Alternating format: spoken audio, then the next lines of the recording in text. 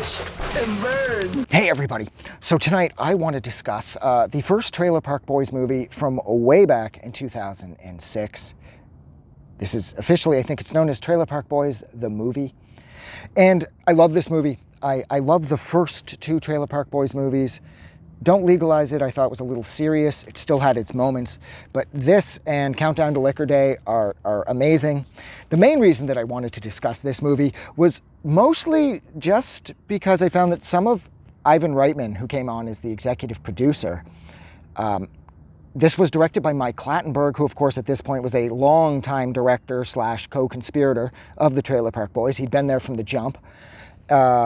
And so, of course, it's natural that Mike Clattenburg would be the director, but Reitman's influence is all over this, and I just don't love that. My two main concerns that I know Ivan Reitman had a hand in are he switched out Trinity for some other girl because he felt that this worked better as far as Ricky and Lucy's family dynamic was concerned, but it's not Trinity.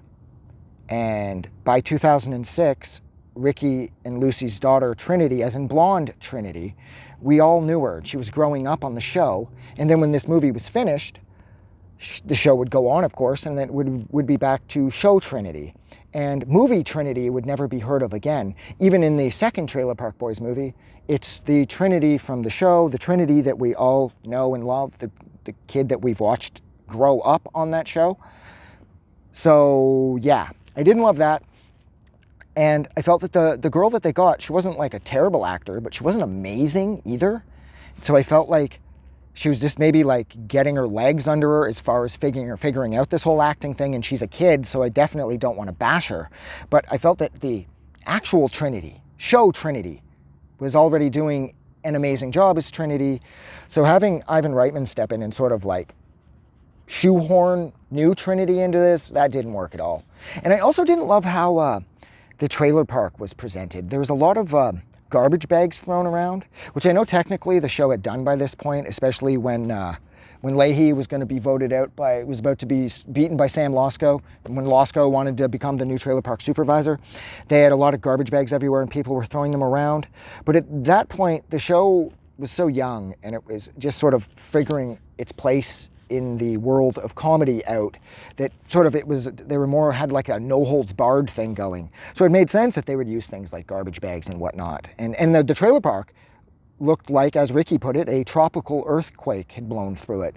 So of course there'd be a lot of trash around.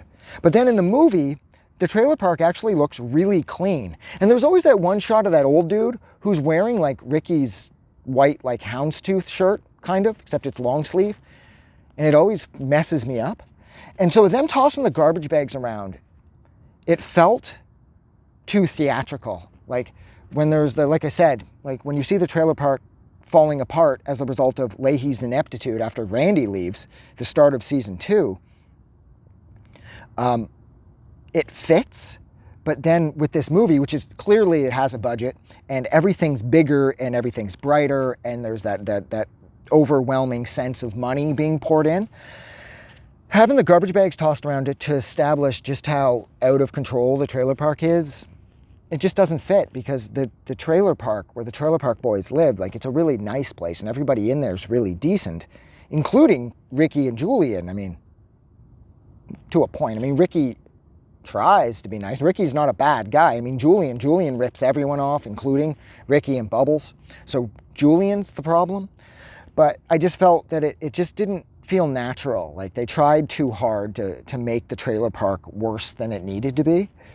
I did love how Gord Downie and Alex Lifeson, of course, Gord Downie from The Tragically Hip and Alex Lifeson from Rush, they make a cameo appearance at the beginning as two cops after the convenience store robbery, after the failed attempt to break into the ATM, and they have all the cigarettes in the car.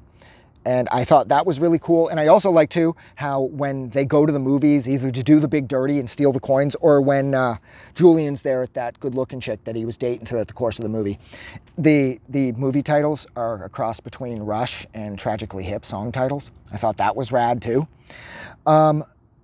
I love this movie. It's incredibly funny. I mean, Leahy's got the 30 days, Julian, 30 sexy days is in this movie. I love those lines. I love that line, sorry. It's like one of the funniest things Leahy's ever said. And I like everything about this movie, and I like how it feels bigger, as it should. It feels like a proper theatrical take on the world of the Trailer Park Boys. But I just don't love mainly what happened to Trinity. I just don't get that, and I just can't accept that no matter how many times I watch this movie. And that's where I'm going to leave it. So thank you so much for hanging out with me while I discussed the Trailer Park Boys' first movie, Trailer Park Boys, the movie, from way back in 2006. Like always, if you like this review, don't forget to do something nice for somebody. But like always, most importantly, please don't forget that the world is actually a better place because you're here. I'm going to go. Have a good night.